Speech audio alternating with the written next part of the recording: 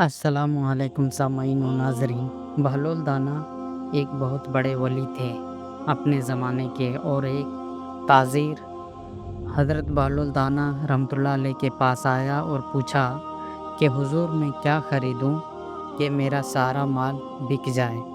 हज़रत बहलोल दाना रहमतुल्लाह अलैह ने फरमाया, जितना हो सके काला कपड़ा ले लो। उस ताजीर ने शुक्रिया अदा करते हुए अदब के साथ उल्टे कदमों से चलता हुआ वापस चला गया।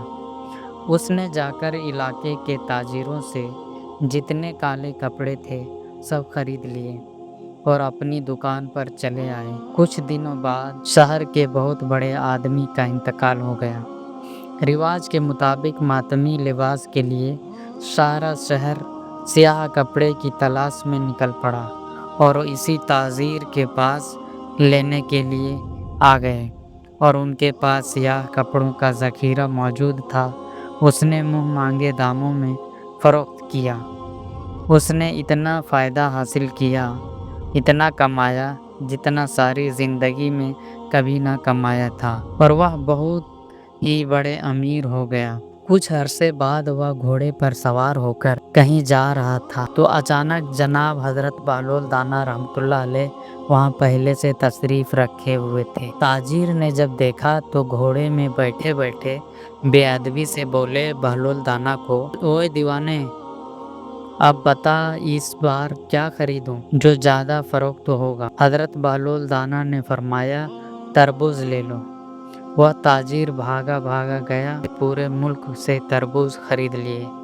वो यूँ सोच लिया था इस बार भी काले कपड़े की तरह फ़ायदा हासिल होगा, और अपने यहाँ खरीद कर तरबूज ले गया। अब तरबूज खरीदने वाला कोई नहीं आया, यहाँ तक कि एक हफ्ता हो गया।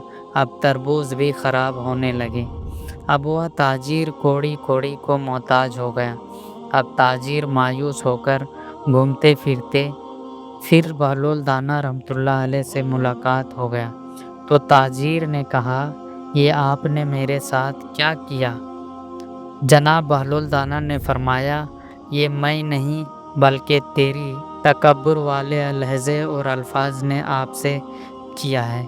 जब पहली बार तूने अदब से पूछा तो माला माल हो गया, और जब तुमने गुस्ताखी की तो कंगाल हो गया। इसीलिए कहता हूँ कि दौलत पर कभी तकब्बुर नहीं करना चाहिए। खुदा हाफिज़।